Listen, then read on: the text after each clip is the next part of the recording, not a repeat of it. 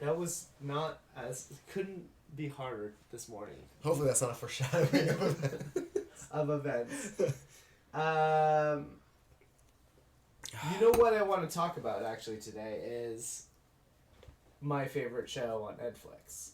Oh, Severance? No. That's on HBO. Oh, Come on. fuck. No, wait. No, that's Apple TV. Apple TV. What's on Netflix? My favorite show is Alone on Netflix. And for those of you who aren't in the know, Alone is they drop 10 people off in a very desolate part of the world, and they have to survive. Whoever survives the longest wins, and they're only allowed to bring 10 items. Hasn't it been around for a while, that show? It has been around. Or it's called Naked and Afraid. That's Naked and Afraid. That's two people that are naked. But this show is like they find very difficult places to live, and they just dropped Alone Australia. Wait, was this the one where like they didn't have to like airlift someone out one time? Yes, they did. I mean, people are dumb. I mean, if it look, how much? What's on the line here? What's the money here? $250K. That's not enough. Yeah, I need at least $1 million to put my life at harm. On average, the winners of Alone have stayed about 90 days in the bush. There was one. How much weight are we losing in this? Well, it just kind of depends because like.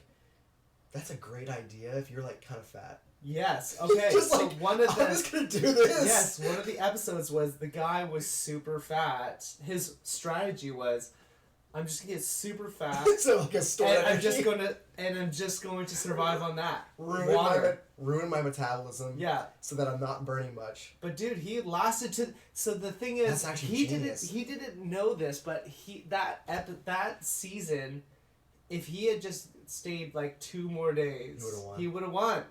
I mean, you gotta be watching it on the back end and being like, ah! And he had enough fat to last him probably another month or 2, but mentally he couldn't get there. So, anyways, I saw a funny thing. I know Alone because someone made a funny montage about like genetics, and it was like all these different photos of like before and afters, and how like not everyone loses weight the same way. Yes. And it was like, it was kind of funny and also fascinating. It was like one guy, like, he just got shredded. You're like, wait, what? Okay, so but that's not true because the season that guy got shredded on, he killed a moose. Like, I'm not joking. He killed a moose and he was just living on the moose. Like a fucking atlatl? No, a fucking arrow. He had a bow and arrow, and he fucking killed a moose that season. He brought like a nice one. Like he was like a hunter, and he was a hunter. Yeah. Smart. Yeah, and he brought a bow and arrow, like one of those compound arrows. Yeah. And that season was crazy because he ended up. You could live off of one moose for a. Well, how do you keep it from going bad? So it was in the Arctic. It was in the Arctic. Packed it in the and water. so what he did is he created this platform that was like super high, and he like carved off the meat, and then he just let it freeze on top of it. So he did it to make sure that the predators didn't get the meat, and so he lived off of like kind of the fat and the meat. And essentially got shredded because he had no carbs and he was just eating protein. And he was like, but he won. Insane. Like, he won. He was shredded. So, anyway, and that season was great because... How many seasons are there? Wolverine started to figure out how to get up to that platform and steal his food. And freaking Wolverines. Wolverines, man. Anyway, so... They don't look anything like Wolverine. More to say... Yeah. Why? Where's the Professor Xavier? More to say is the Alone Australia just dropped. You can always tell which ones are going to drop off within the first day. Like, it's in the... Are you ever surprised? Are you ever like... No. I mean, the one dude... As soon as he started to look at his family picture all the time, it's like, this guy's fucked. You can't do that. Yeah. It's like he was not mentally prepared. And also, just as a thing, and I might get canceled for saying this, but... Do women no. Yeah, women do wear. That's what I thought you were going No. So he's from like the like northern part of Australia where it's fucking hot all the time, and we're in Tasmania, which is like gets really cold. We're like halfway to the Antarctica. Okay. I was like, this motherfucker ain't going to last a night in this cold weather, because it'll drop from like essentially 80 degrees Celsius or 80 degrees Fahrenheit to like fucking 32 degrees Fahrenheit. Like it like is a huge swing. And I was like, he's gonna have his first cold night, and it's rainy, and again, stupid. He just like let all of his firewood just get soaked, and then he couldn't create a fire. And I was like, and he was like, his whole thing was that's gotta be everyone's like.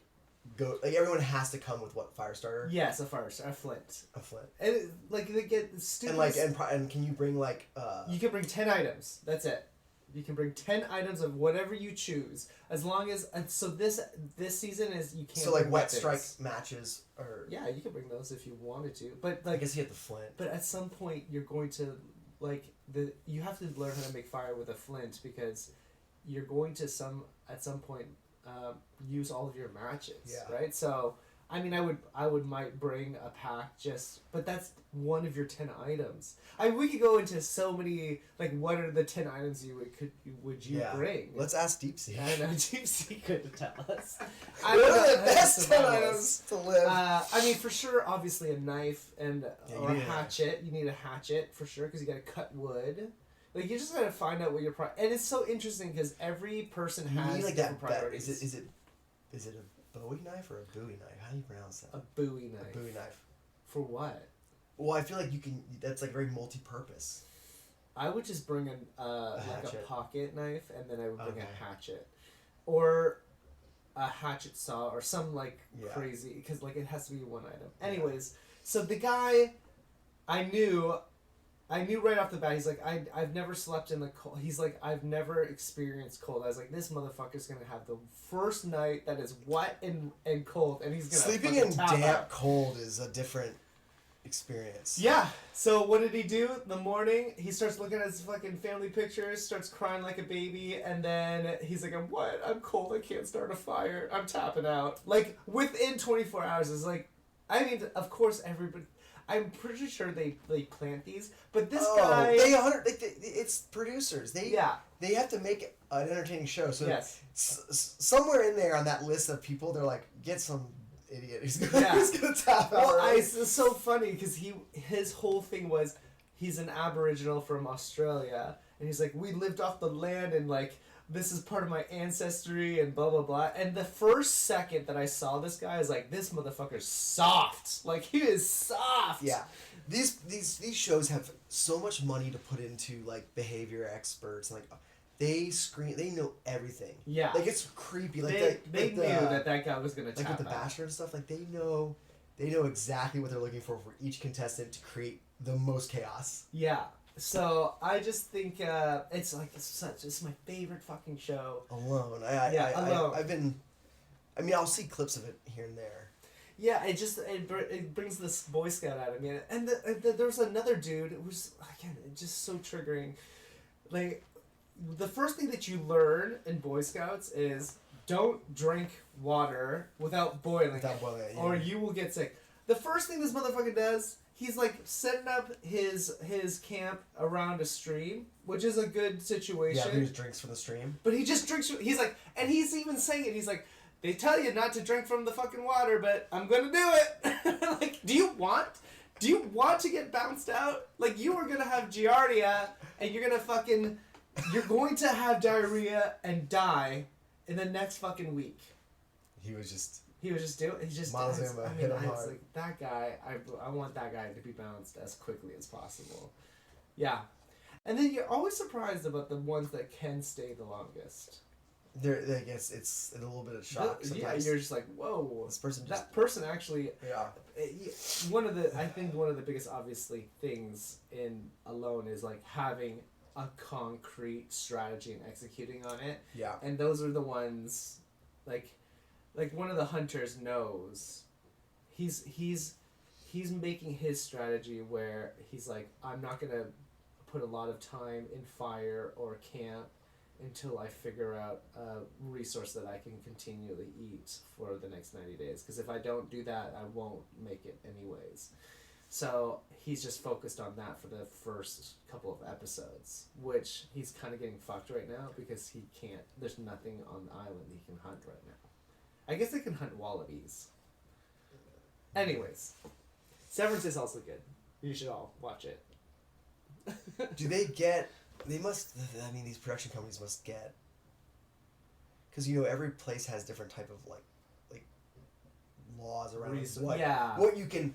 What is in season? Yeah. So I wonder if they're just like, okay, these guys might kill one. Like, let's not I mean, look, the last season was in Alaska, where there's a ton of, or maybe it's like BC or northern BC, where there are a ton of bears, and they might have saw one bear. I also think you realize that Mother Nature and just like wildlife is hard to find as a human, because like. Animals don't want to fuck with you unless you're doing dumb shit like putting food in your tent and like. Yeah, they don't want to fuck with you. No, they won't want to fuck with you. Yeah, especially areas that have been hunted. Yeah, because it's like animals are smart, and it's I mean it's evolution. Like the ones that are there that are like that's why they always tell you like the real big elk and certain like they grew big because they're smart. Yeah. They've made it long. And then they passed down that, genetics. So. Yeah, I just think it was. I love this fucking show. It's so good. It's gonna. How long? Like episodes are like what? 50 minutes. Yeah, 15 minutes, an hour, and there's probably usually like 10 episodes, 10 to 12 episodes, and yeah, man. I mean, it's so good. I can't wait for you to watch it because like some people just make such dumb decisions. I feel like I would just get really frustrated. And I have very strong Dunning-Kruger issues, which if you don't know what Dunning-Kruger effect is basically it's a bias, a cognitive bias in which people tend to undersell other people's ability and overstate or believe they can do more than they can do. Yeah. So you're watching, you're like, I could practice. Oh yeah, that. I mean that's my toxic trait is like I'll watch a like, that guy's a fucking idiot. So I feel like with just knowing my cognitive bias, I would watch a show and be like, I can do this. Drink out of the water, dummy. Season 15, like turning it on. That's Eric. You didn't tell me it was. I was wondering why it was gone for 3 months. So yeah, that's just that's hot coffee. It's taken over my life a little bit. Last night, it just started last night, so I only one episode. Okay, I'll have to check that out. Alone, Australia. I'm. And Severance. You guys fucking watched Severance already. I need to watch Severance. I was trying to explain to him the character of Rickon, and it's just fallen on deaf ear. Rickon. Deaf ears. Like a Star Wars character. Oh, he's so good though. Rickon is so good on Severance. He is really the comedic relief on such a heavy show. So it obviously delves a lot into like ethical dilemmas of like what is allowable and like I'm not gonna say what, because if what I'm worried about. Here's what I'm worried about, and I maybe just like do a little like blink if I'm on the right. With shows like that, the way the setup is, a lot of times shows like that they start off so good because the focus is more on this like almost on the unknown, and so it's like a literary device, right? Like the unknown is always worse than like once it's written out. So what I'm worried about is like there's like this shadowy, mystery around the setup and who this company is, and then once too much is known about how the company was made, and all the moving parts, it just becomes like dystopia sci-fi, and it's no longer like interesting from a philosophical standpoint. You're reading way too I'm much. just okay. What I will say is it's a great mixture between, it's like Lost Eternal Sunshine of the Spotless Mind and Memento. Oh, I can see Lost because it's going back and forth between inside outside. Yeah. Is there jumps as far as forward backwards? There are starting to be jumps in this on the second season. Okay. Like you're getting backstories on people that you're like. Oh. I think that's where Lost did such a good job. Oh yeah.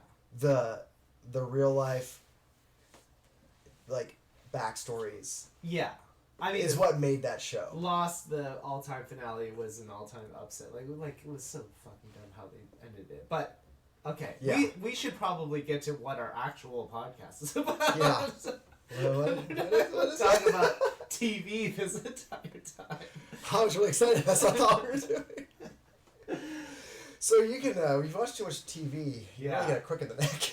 Yeah. If you're watching a lot of TV and your neck hurts. This week we were discussing. We're gonna talk about two topics today that kind of mix into each other and kind of different. Currently, we have, and this happens at every doctor out there listening, which is just probably me. So to me. I could be a doctor. Dunning Kruger. I could do this.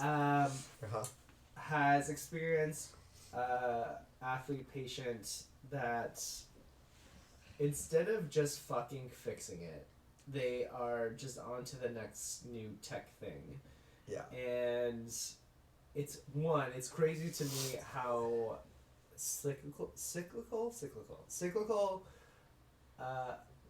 technology. It's like we're using the same shit over and over again.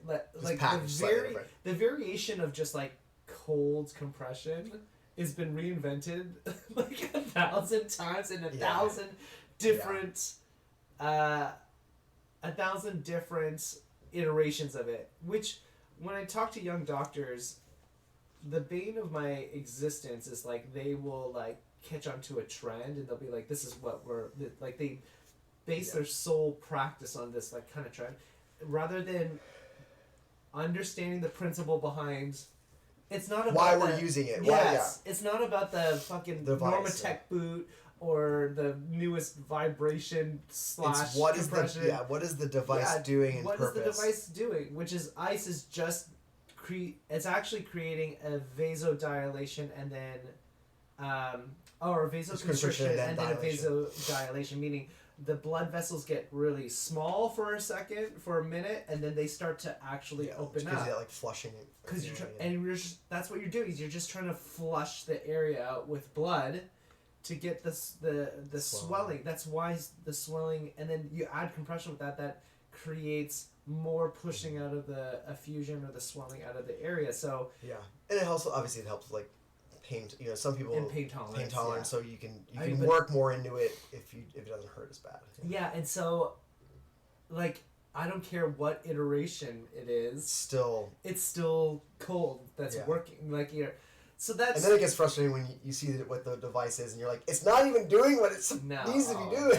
And then that's really annoying. Yeah, that's really annoying. And so this particular athlete, instead of just listening to good advice, which I'm giving them expensive advice to them, and they're just like looking for shortcuts. Like they're like, I'm gonna do this. Or I want to use this new thing. Yeah, or look, this person has gone through like steroid shots to stem cells to fucking everything under the book. Outside of just doing the things that I'm asking this person to do is just makes zero sense. Like, this person is just looking for the quickest way from A to B. And unfortunately, I said this at the clinic today, or not today, but this week, which was there are no shortcuts to physiology and your body heals at a very specific rate. Yeah, you can make. Some athletes are known as being like, I think Adrian Peterson is probably like one of the like prime examples. Like he came back from a ACL like at a just insane rate. And like, but for the most part, there's not a lot of variance. If you do everything right. For the most part, there's not a lot of variance, and I would make the argument, what does Adrian Peterson look like now? Like, yeah, I promise you his knees hurt. I promise you he's walking around probably achy knees all of the time. Because he came back at an insane... that's like a 1% situation. He came back so... How many yards did he... I mean, he didn't even just come back. He came back and, like, was good. He was good. But he was crazy. Good for about a year and a half. And then he was, like, it tapered off. It dropped the fuck. I mean, look it up. And yeah. But my whole thing is... Look, there are some hacks that you can do that can slightly accelerate your healing, but you're never going to outpace dumb decisions, right? And, you know, let's I think the latest trend is peptides, and I think BP or PP or 157, something, whatever that peptide is. And do you remember how long it took him to return to the game after ACL surgery? Like 6 to 8 months. 8 months. Yeah. That is so remarkable. It's so quick. And as a person that's done a ton of ACL rehab. And he tore his ACL and MCL in the left knee. Yeah. I just would tell you that's an absurd time frame. To be at NFL ready. Because essentially he was probably training hard at 6 months. Like, if you had to guess, how old is he right now? This actually just blew my mind. 35? 39.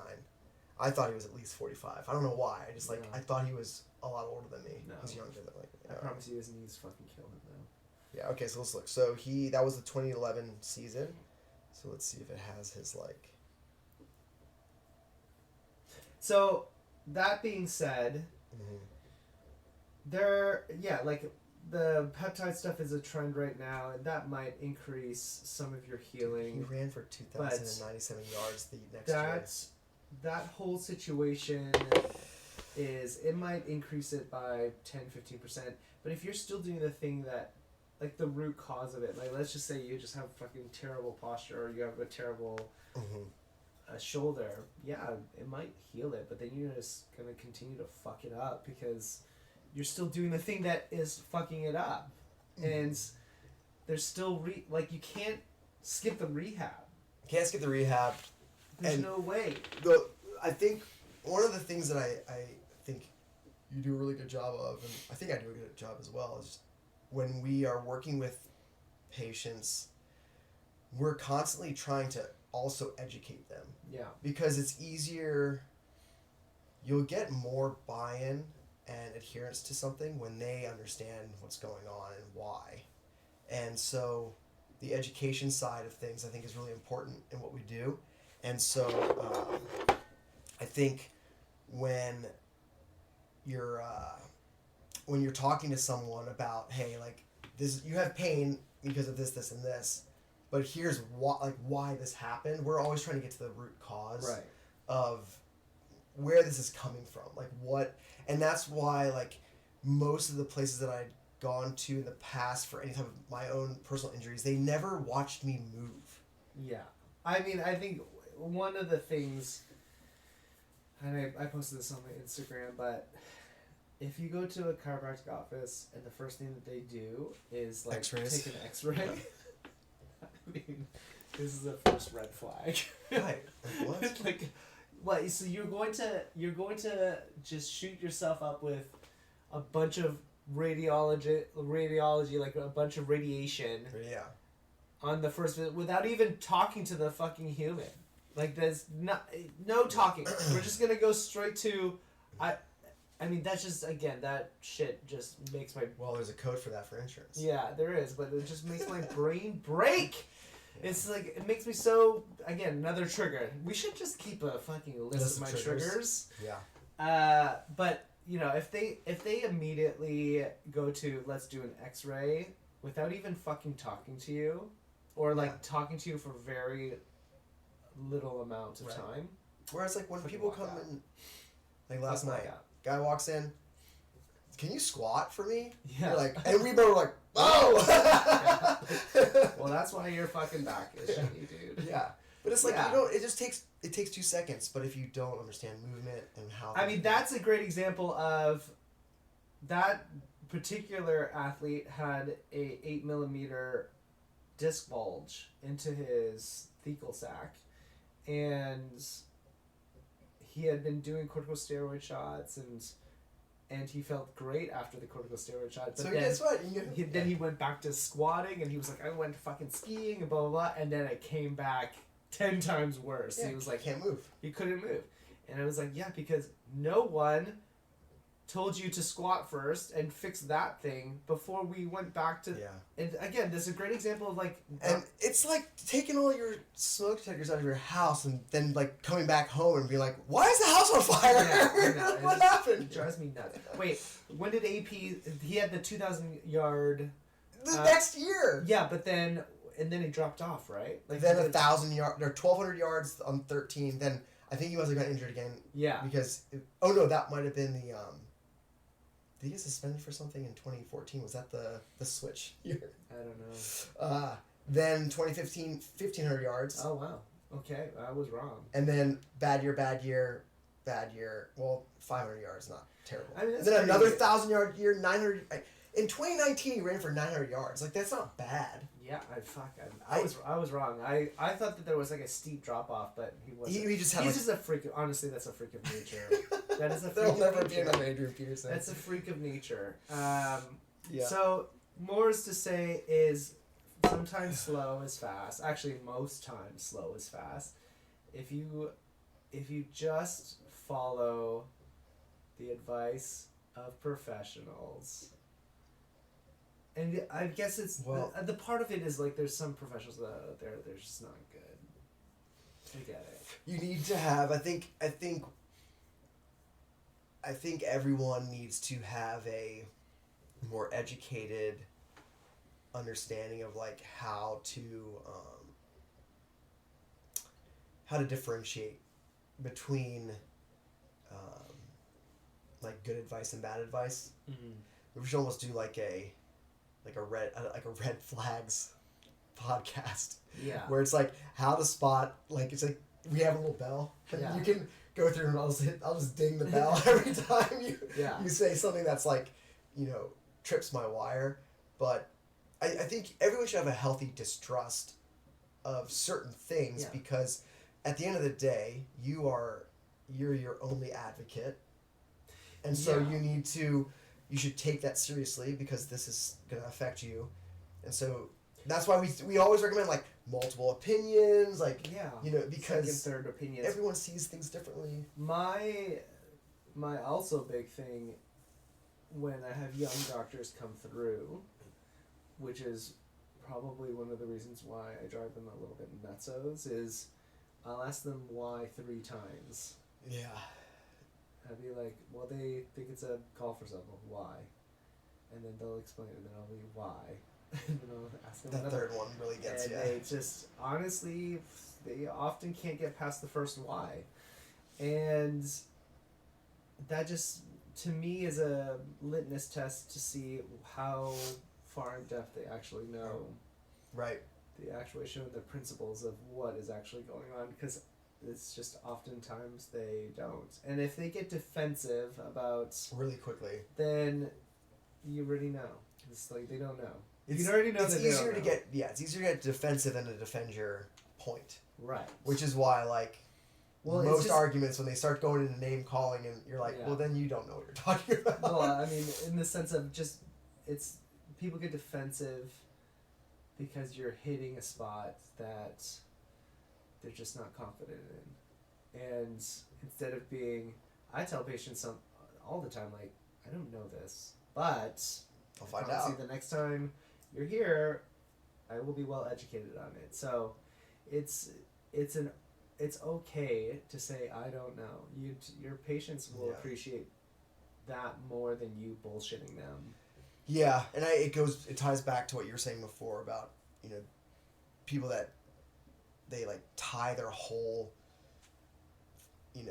service to whatever specific thing they're like in love with, and it's just like when all you have is a hammer, everything ends up looking like a nail, and you'll see people like kind of steer and drive people towards that thing when like there's no basis for it. Yeah. So I think that becomes frustrating. It's like not everything with some is like, and you'll see this like especially on Instagram because they're like everyone has like a thing.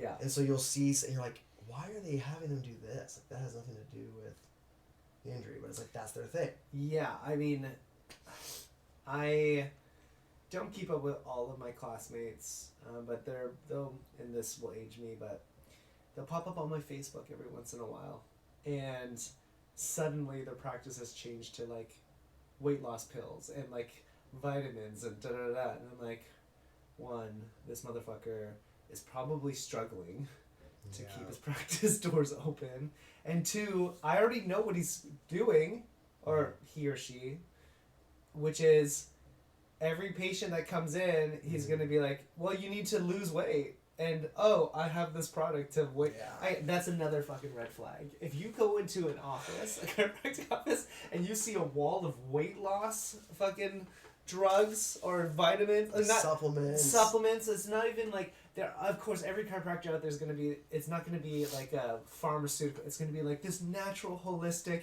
weight loss ginseng infused. That is so triggering for me. Is when I was really young and I was like, for the first time I went to, it was like Advocate. I mean, they said Advocate or whatever the pyramid scheme is at the time. Yeah. What is the one that was like legit got sued for being a multi-marketing?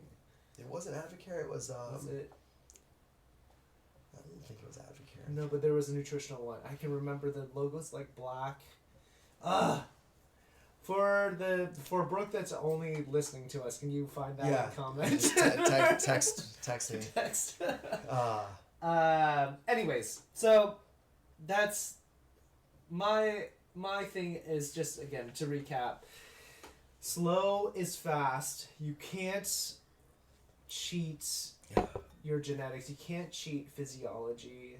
It's gonna happen when it happens. Don't spend $500 on a fancy device. Like just the principle. And if you are getting burned, take the body part that's getting burned out of the fire first. Like that's the first step. That is like the first step is so easy. Just stop doing the thing that is killing you or burning you, and then figure out. And then let's fix that, and then we'll slowly get back into it. Yeah. But slow is fast. So that's that. The second thing we wanted to talk about, which was an interesting, this is a conversation that I get into often with athletes when I'm like, we have to build muscle, because building muscle creates resiliency. Like I think of muscle in the sense of capacity, or like it's a shallow bowl or a deep bowl. Yeah. If it's a shallow bowl, your capacity is very low and your bowl's gonna break, or the water is gonna fill over the bowl quickly. So anytime you do any type of work, that bowl is filling with water and it's gonna overflow, and that's when the injury is gonna happen. When we build muscle, we create a dampening system or a deeper bowl that allows for more capacity to happen. Yeah. More armor.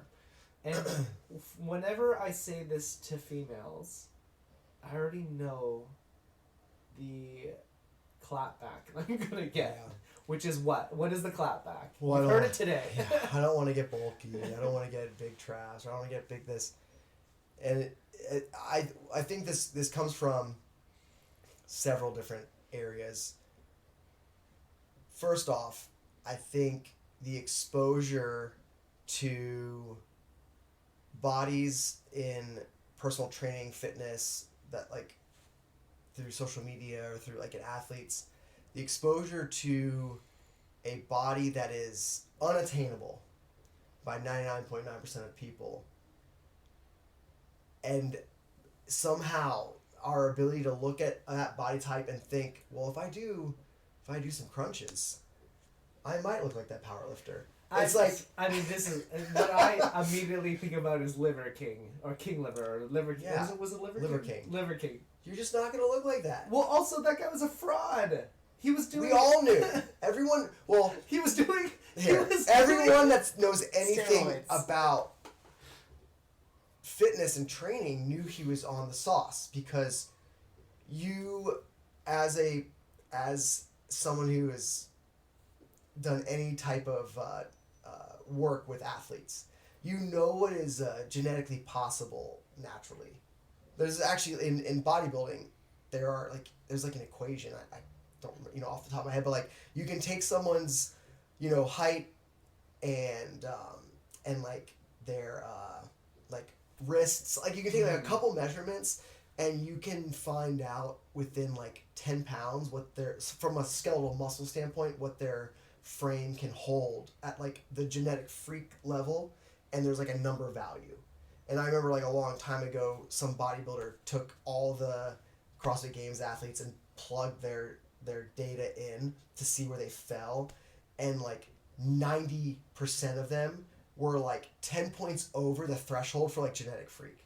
So it's like, okay, like, so when you see like Liver King and you see that he's 5'6", 200 pounds of lean muscle, you're like, that's not possible. Yeah. Like, especially at like 4% body fat or whatever. Yeah, it's again. So we all knew it was just like, when is it going to come out, or if it ever does come out. And it did. Someone leaked the emails. They had the receipts. Internet sleuthing. Yeah. The receipts were there. They were there. But that immediate reaction to when I say we need to, have more muscle, build more muscle. Like I have a new athlete that she has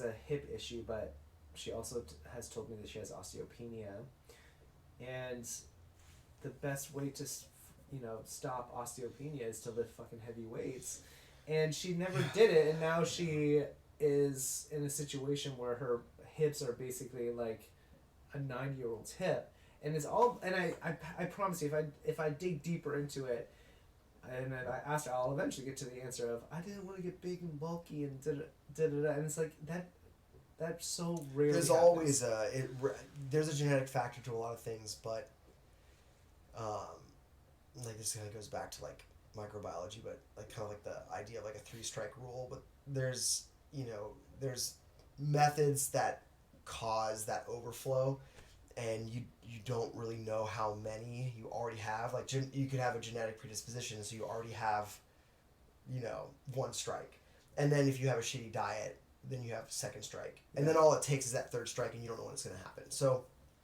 generally with a lot of people, if you look back, it's more than just genetics. You can be like, oh, you have a history of like yo-yo weight loss, or like yo-yo dieting, or like, and then you have, and so you're like, this all adds up to having this diagnosis, on top of the fact that there's like a genetic factor. That's nature versus nurture. Yeah. But there are things you can do to combat it, and like a lot. Yeah, and the main point is that is you getting bulky is 100% a myth. It's just doesn't work that way. People look the way they're gonna like. If you were, and I think the issue is also like it's always the same body type that thinks they're gonna get bulky. Yeah. They're never bulky. Yeah. So it's like if you were gonna be bulky, you would have been like, the hormone profile of a woman who is genetically, more muscular, like, because that is the thing, right? If you look at their hormones, like they just have naturally higher, testosterone and I don't know why I'm blanking on the other hormone, but anyway, their hormone profile looks different, and so if you were gonna be big and bulky, and I hate using the term, if you were gonna have more muscle on your body, that would have already you wouldn't be surprised, like it would have already been It already happened, and you probably would have already been an athlete. Like you would have been driven into a sport because you would have you would have naturally. Been, like, naturally. You would have been naturally self-selected into exactly. And so I think my wife actually loves this story, and it's not the best story because it's like this is not how you should do things. So if you're a coach and owner, don't do what I did. But this is like early on, and I was just like frustrated.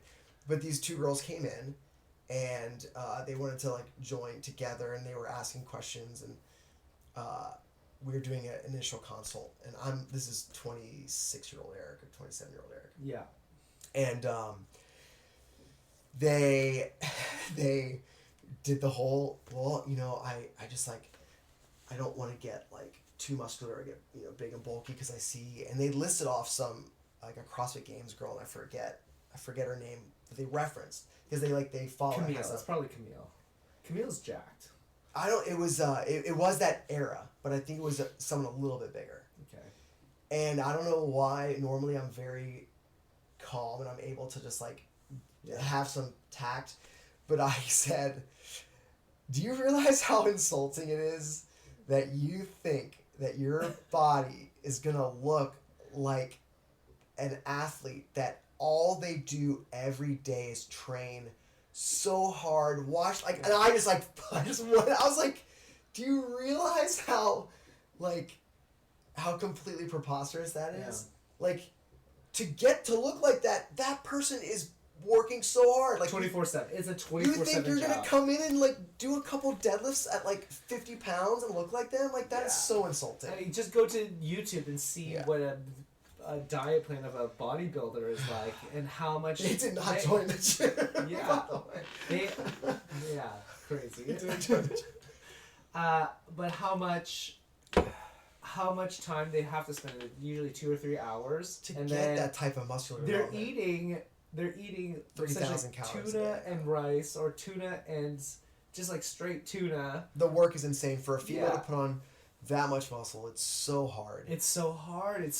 You can. I mean, what we're saying is, if you did it as a full-time job, you could achieve that. You could do it. You could achieve that. If that's all, but 99.9%. Form follows function. If I take a girl and I make her a national level Olympic weightlifter, she's gonna have traps. Yeah. She's gonna have traps. She's gonna have quads.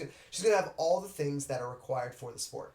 I mean, we have an Olympic swimmer that comes in, and she does cycles through like very heavy dry lands, strength and conditioning, and you would never know it. She still has a swimmer's body, and this is her job.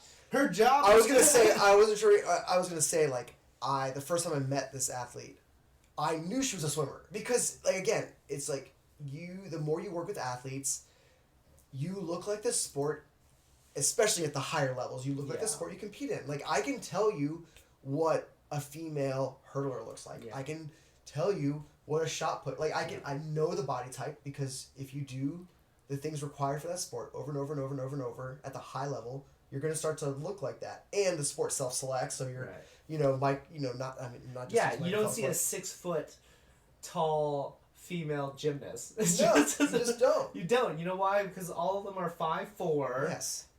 But they are going to have massive glutes, massive hamstrings. Like they're going to have all of the things to jump. Power. They have power.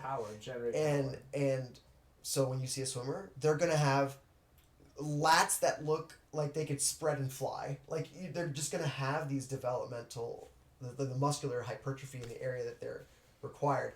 But yeah, it all just goes back to like you these things don't happen by accident. Oh, this is where I was going to go. When we say we want to build muscle and strength, I think people forget everything's relative. So when I'm working with a power lifter and we notice like a weakness, it's a weakness for them. Yeah.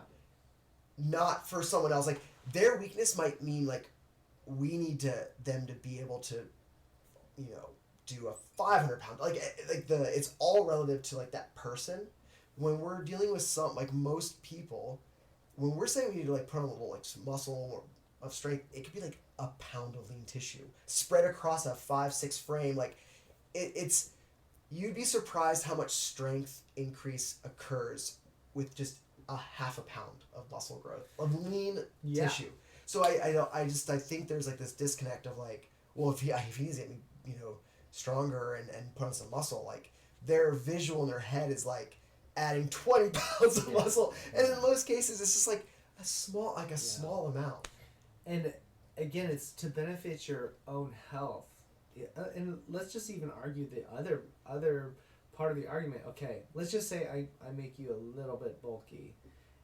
Is that worse than having crippling back pain? You know, that's a great point. If you told me that, yeah. So I'm gonna make you a little bit healthier, and you're gonna look. That's a great hypothetical. It's like even if I pointed at this person and said like, hey, for you to no longer have back pain for the rest of your life, you're gonna have to have like some bulky traps or bulky whatever hamstrings or bulky thighs. Like because we're why wouldn't you do that? Yeah, it's a why? Good, if we're talking about just trade-offs. That's an awesome trade-off. I would take the trade-off of not feeling like complete ass every single time. It's not gonna stay the same. I'll tell you that much. If it hurts if it's a 5 pain scale now, when you're 28, 35, whatever. Yeah. It's wait until you're 50. Yeah, it's gonna be exponentially worse. So. Yeah, the argument of the big and bulky, and again, I have honestly in 15 years of practice, I've never heard a man say that to me. It's always females, and yeah, because we grew up with He-Man and G.I. Joe. Yeah, we all wanted to be jacked. It's weird. We didn't have the same problem with like body dysmorphia as like. And I get it. There's another variation of a whole nother variable that we as men can never empathize because we're not women and we'll never understand what it is to be a woman. But that's also fair. It's very fair. Like the societal pressure to look a certain way. I mean, if you're a female right now, like you should be really happy because like the era, we're in the era of ass and legs. Yeah. Everyone wants like. We used to be in the era of what was the Family Guy? They had that joke where like, oh no, someone left a window open, and that model it flew away because she was so small. Like the era of Kate Moss. Kate Moss. It was Kate Moss. It was Kate Moss. It was Kate Moss. It was Kate Moss. Era of Kate so it was like that used to be the look. Yeah. And then we had a lot of issues with anorexia. Yeah. But yeah, I mean like it's. Body what is viewed as like the ideal body type changes with time, and it shifts, and so that is a insane pressure on women. So we get like why that happens, but again, the whole point of it is on a pure medical and scientific point of view. You're not gonna get bulky. It's extremely hard to do it. You can let go of that anxiety, and I would implore you to think of the trade-off. If anything, think of the trade-off of even if I get a little bit bulky, which is untrue. We're getting rid of the pain forever. Yeah. So I would make Take that trade every day. Every day, and not to have to live the way that you're currently living because you're afraid of this one thing. So I think the opposite for me would be like if I like being about 170, somewhat muscular. I like definitely like if you told me like let's say I came in and I had horrible hip pain, like I could barely walk, and you told me like, hey, you're gonna have to be 130. You're gonna be 130. And be like just real skinny. Yeah. I would take that. I'd be like, I guess I'm gonna be a rock climber now. I would just change my sport and I would just be whatever I need to be. Moreover, to say is don't ever tell a man that you're looking skinny. No. That's the equivalent of telling a woman. It absolutely is. It is. I knew during like the worst part of like closing the gym process when I was like the most down in the dirt and I wasn't eating much and I wasn't training. I remember the person who came up and they were like and they were concerned for me, so it wasn't like oh you're looking, it was like actual concern that they had for me, which I really appreciate if you know who I'm talking about. But like she was like, oh Eric, like she like she's like, you're... Touched you. Yeah, she saw, like, that I was, like... emaciated. Yeah. And I was like... I went home and I was like, oh my God. I didn't realize how, like, it was taking a physical toll on me. Yeah. But so, yeah, I mean, like, it's... all to say, before you just jump to, like, the thought that, okay, like, I'm gonna be too big, or I'm gonna be, like, just ask... You should ask more questions about, like, what the process is going to look like. Yeah. You should be more interested in... Curious. Be curious. Like the Ted Lasso. Yeah, be more curious. And for all you skinny guys out there, the one thing that I learned about being skinny is... Cut! I knew. You telegraphed too hard. I saw you. I was like, I'm just staring at like, it's coming. Because I was like, it's my turn, and I missed my opportunity. You missed it. I thought about doing it right there, but I was like, well, actually, maybe I want to finish this thought. No, I knew you would finish the thought. I beat you to the fucking punch. Alright, cool. And again, my internal clock. Were you like spot on? 54 minutes. Oh my God, that's impressive.